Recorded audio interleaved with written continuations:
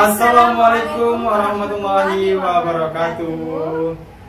Halo teman-teman, jumpa kembali lagi di video kali ini bersama Bunda Eli Pasaribu. Gimana nih Bun, keadaannya sehat kah? Sehat, alhamdulillahirrahmanirrahim. Raja gimana kabarnya? Alhamdulillah sehat seperti yang Bunda lihat. Nah, jadi Bun, setelah video yang kemarin kita bikin ya tentang beriman kepada hari akhir, manfaatnya juga dan hikmahnya. Nah, kali ini kita masuk video yang kedua, yaitu membahas tentang dalil-dalil yang menceritakan tentang hari akhir. Pasti ada dong cerita-ceritanya Bun. Nah, Raju mau dengarkan di video kali ini tentang dalil-dalil berikut itu. Ada beberapa dalil yang diceritakan, tapi hanya beberapa ya. Sebenarnya banyak, ada baik itu hadis maupun Al-Quran itu ada.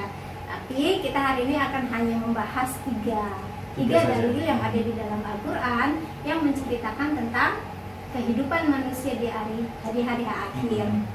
Nah, kita mau bahas surat yang pertama. Surat yang pertama itu adalah surah Al-Zalzalah ayat 1 dan 2. Nah, gimana bunyinya tuh, Bun? Bismillahirrahmanirrahim. Idza zulzilatil ardu zilzalaha wa akhrajatil ardu athqalaha. Yang artinya, apabila bumi diguncangkan dengan amat dahsyat, maka bumi mengeluarkan beban-beban berat yang ada di kandungannya. Beban berat itu salah satunya adalah inti bumi, dan inti bumi itu adalah magma, gitu ya. Kemudian yang kedua, surah yang kedua adalah surah Al-Waqiah ayat 1 sampai 6. Ingat nggak itu? Idza waqa'atil waqi'ah. Ya, kira-kira itu artinya begini. Itu dari ayat 1 sampai ayat 6.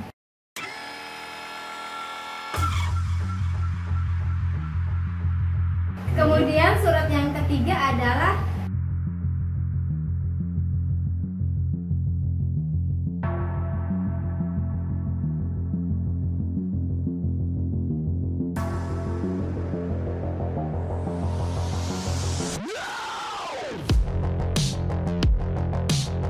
Oh, berarti yang Bunda jabarkan ini hanya 3 dulu ya, Bun ya? Hanya 3 dulu. Nanti bisa dicari lagi ayat-ayat apa saja yang berkaitan dengan kehidupan manusia di hari akhir. Nah, teman-teman, setelah kita dengarkan dalil tadi, kita mau nonton ilustrasi tentang hari akhir atau hari kiamat. Ya, ilustrasinya. Saksikan.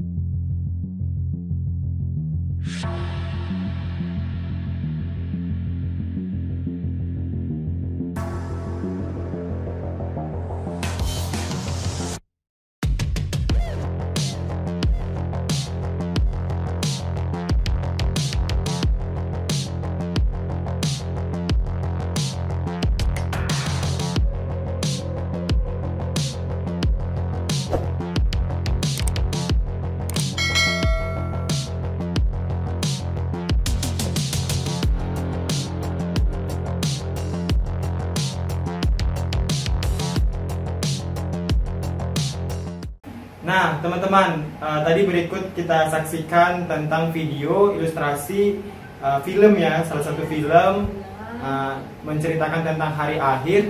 Wah, sangat merinding banget Bun, lihatnya sumpah ya. Nah, kali ini kalau tadi cerita dalil ya Bun ya, mungkin di era sekarang manusia kan tidak terlalu fokus ke situ ya. Jadi maksudnya dalil itu tidak bisa diterima begitu saja. Harus ada pembuktian melalui akal. Iya, mungkin ada pandangan-pandangan lain melalui pendidikan atau teori-teori teknologi, geologi ya Bun ya. Mungkin apa tuh Bun salah satu yang bisa memfaktakan bahwasan itu akan terjadi gitu. Yang pertama kita bahas bahwa hari kiamat itu nyata ditinjau dari ilmu geologi. Ilmu geologi itu adalah ilmu yang mempelajari tentang bumi. Menurut ilmu geologi, bumi itu terdiri dari semacam gas panas atau nebula. Di dalam perut bumi masih tersimpan gas-gas panas yang karakternya berkembang dan mendesak keluar. Bumi tidak meletus akibat desakan itu karena diimbangi oleh tekanan atmosfer dari luar.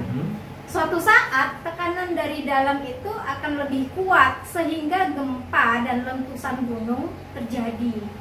Namun suatu saat tekanan gas dari dalam melemah dan habis sama sekali karena gas yang ada lambat laun menjadi cair dan beku. Sementara itu tekanan dari luar semakin kuat sehingga bumi akan hancur dan isinya akan berhamburan. Seperti itu dari ilmu geologi. Kemudian bisa ditinjau juga dari segi ilmu astronomi. Tentang apa itu astronomi? Tentang luar angkasa. Tentang luar angkasa seperti ahli astronomi menjelaskan bahwa planet-planet yang beredar di angkasa mengelilingi matahari, peredaran ini berjalan rapi tanpa terjadi tabrakan dan benturan karena adanya daya tarik yang tidak selamanya utuh. Daya itu semakin lama semakin habis. Bisa kita bayangkan, seandainya suatu saat nanti keseimbangan itu tidak ada lagi, bumi akan meluncur dengan kekuatan yang maha dahsyat menubruk matahari. Dengan demikian hancurlah bumi ini. Itu dari segi ilmu astronomi. Nah, sekarang ditinjau dari segi ilmu fisika. Ada lagi fisika. Ya, fisika ini biasanya salah satunya adalah mengukur antara jarak bumi ke matahari. Berarti kilometernya ya. Letak matahari diperkirakan 150 kali 1 juta kilometer jauhnya dari bumi. Ya, sinar matahari akan sampai di bumi dalam waktu 8 menit 2 detik. Nah, kalau itu tadi teorinya Bun, berdasarkan ilmu pengetahuan. Raju mau lebih yakin lagi, lantas nih Bun ya, apa sih tanda-tanda kiamat kubro atau yang kiamat besarnya? Nah, kalau ditinjau lagi ya, sebenarnya kiamat itu kita loh yang bisa tentukan. Memang sih kan kiamat itu tidak tahu kapan terjadi. Tapi terjadinya hari kiamat itu manusia itu punya andil besar. Misalnya gini, kan kita ada ayatnya yang menceritakan bahwa Dhahara fasadu fil bahri wal bahri bima kasabat aydin nas, bahwa kerusakan yang terjadi di darat dan di laut itu adalah ulah manusia. Gitu. Nah, kalau ini terus terjadi, kerusakan ini terus jadi, siapa yang akan musnah? Tentu manusia itu sendiri. Jadi sebenarnya kita juga punya peran bagaimana biar supaya bumi ini tetap terjaga. Gitu. Nah, sekarang kita mau bahas tentang tanda-tanda kiamat kubro. Nah, di salah satu hadis ada menceritakan begini, bahwa tanda-tanda kiamat kubro itu adalah ketika seorang budak melahirkan tuannya. Kira-kira ini kan seperti apa? Seperti satu metafora ya. Nah, kira-kira menurut Raju itu apa itu? Seorang budak melahirkan majikannya gitu. Nah, kalau menurut Raju yang Bunda tadi perumpamaannya itu kalau nggak salah yang pernah Raju dapatkan ya, belajar juga sama Bunda kemarin itu, kalau nggak salah itu adalah seorang anak yang memperbudak orang tuanya sendiri. Nah, betul kan Bun? Bisa. Misalkan zaman sekarang tuh biasanya kalau seorang ibu itu kan wanita karir ya. Kemudian dia mungkin daripada anaknya ini dijagakan oleh orang lain, kemudian ibunya disuruh dengan mungkin ada beberapa bayaran. Ini mungkin sering terjadi, tapi nggak kita sadari gitu. Sering terjadi bahkan kan, daripada dijagakan orang takut sesuatu terjadi gitu kan. Tapi ya itu namanya juga tanda-tanda. Kita juga punya pembenaran kenapa harus neneknya yang jaga gitu kan. Nggak bisa dielakkan juga tanda-tanda itu, sangat halus sekali. Kemudian tanda-tanda yang kedua itu yang ada di dalam hadis adalah para penggembala kambing hidup mewah di gedung yang megah. Itu sepertinya juga merupakan satu perumpamaan.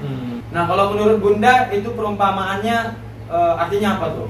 Artinya gini, penggembala kambing hidup mewah di gedung yang megah. Yang namanya penggembala itu biasanya bukan di gedung. Yang namanya penggembala itu pasti yang dikembalakan itu kambingnya itu biasanya bukan punya sendiri, pasti punya orang lain, dia ya kan? Nah, dia hidup di di gedung yang megah. Ini kan perumpamaan, bisa jadi Oh. bahwa ini dia diberi amanah, kemudian dia menyalahgunakan amanah tersebut. Iya. Nah, bisa jadi juga diumpamakan dengan orang yang pura-pura miskin. Nah, beberapa waktu yang lalu kita pernah ada tahu nih, Iya. dia seorang pengemis, Iya, ya. betul. Kemudian ternyata di gerobaknya itu dia ditemukan uang puluhan juta. Di desa dia punya ladang yang luas, Rumahnya pun rumahnya bagus. juga bagus. Anaknya Kemudian sekolah SS1. seperti itu kan. Betul. Nah, itu kan termasuk dari bagian apa tadi, penggembala kami Penggembala. hidup mewah Di di gedung gedung yang yang megah. megah, Artinya yes. dia bukan siapa-siapa kok bisa ya gitu kan. Oke, kemudian yang ketiga adalah lenyapnya ilmu pengetahuan. Nah, pengetahuan ini kan apa aja mulai nih? nampak ini gara-gara daring, anak males belajar. Iya. Itu salah satu Iya. lenyapnya ilmu pengetahuan. Tapi yang kedua itu dengan meninggalnya beberapa ilmuwan, meninggalnya orang-orang yang berilmu, misalnya Pengaruh besar ulama, dari, iya, ulama seperti itu. Nah, akhirnya apa? Setelah itu kan kebodohan akan Iya. menyebar luas. Tidak Ketika bisa dikerjakan. kebodohan sudah menyebar luas, apa yang terjadi? Manusia susah dikontrol. Kenapa? Karena suka-sukanya saja. Kalau udah suka-sukanya aja, itu akan terjadi nanti perzinahan di mana-mana. Iya, betul. Kemudian perjudian dan lain tindakan-tindakan kriminal yang tidak ada, yang tidak bisa dibatasi lagi karena kurangnya Ilmu pengetahuan tadi. pengetahuan. Berarti itu nomor 3 ya, Bun? Iya. Ada lagi? Kemudian yang keempat tadi masih berkaitan dengan 3, karena banyaknya orang bodoh tadi. Kemudian dia banyak juga orang yang minum minuman keras, gitu kan? Dia nggak tahu lagi apa yang bermanfaat untuk dia. Apakah itu baik atau tidak kan? Jadi dia karena nggak berpikir kurangnya lagi. ilmu itu tadi. Iya. Gitu. Kemudian yang ke-6 munculnya Dajjal. Nah, ini paling besar ya. Nah, apa itu Dajjal? Kalau selama yang Raju baca, Dajjal itu apa? Dajjal suatu makhluk yang diciptakan Allah yang memang untuk menggoyang iman semua makhluk hidup yang ada di muka bumi ini, kalau Raju ya. Sama kalau fisiknya katanya katanya matanya ada 3, badannya jelek lah ya. Jelek ya. Nah, ada lagi rupanya, Bun. Oke. Selama ini yang kita tahu bahwa Dajjal itu adalah sosok gitu. Ini sosok. Tapi sebenarnya bisa kita tafsirkan juga, ya, bisa kita baca lagi dari beberapa literatur bahwa Dajjal itu adalah perumpamaan juga. Kemana nih? Misalnya dia terkenal dengan mata satu. Iya. Ya, kita banyak dong di sekitar kita yang mata satu, tapi apakah berarti dia Dajjal? Iya, Kan juga. tidak. Bukan. Nah, mata satu itu apa? Mata satu itu kita kalau misalnya mata satu, kita punya perumpamaan ini, memandang sebelah mata. Oh iya. Kira-kira itu Sepele apa? berarti. Sepele, kemudian tidak menghargai orang lain. orang yang hebat. Kemudian Dajjal itu terkenal dengan sifat buruknya ya. Iya. Nah, sifat Dajjal itu ada loh di diri kita. Iya. Ada. Jadi Semua sebenarnya punya. semua punya kan, Semua punya. semua punya. Artinya sifat-sifat buruk yang Dajjal punya, kita juga punya. jadi Dajjal itu bisa jadi adalah perumpamaan. Diri Dia kita. sifat itu adalah diri kita semua. Jadi nggak usah benci Dajjal. Nggak usah benci Dajjal. Cukup kita banyak aja berbuat baik. Baik supaya tidak disebut Dajjal. Bibit Dajjal itu tadi kita minimalisir, Iya, iya. gitu ya. Kemudian yang terakhir adalah terbitnya matahari dari barat. Kerasa nggak pernah dulu tahun, kalau nggak salah tahun 2009 atau 2010 sempat viral-viralnya. pergeseran kiblat itu, pernah nggak? Nah, lama kelamaan itu kan akan bergeser gitu, sampai nanti akhirnya matahari yang tadinya ini kan kita timur di sana nih, kan ini udah agak bergeser gini. Nah, Iya. lama-lama kan nanti ke barat. Gitu. Tapi jelas itu membutuhkan proses waktu yang sangat lama. panjang. Karena kan masih di sini. Iya. Tapi bagaimanapun tidak menutup kemungkinan ya. Bu. hari kiamat itu Kita tak ada yang kita tahu punya juga. andil lebih besar lagi. Kenapa? Lihat, misalnya kita lihat penambangan.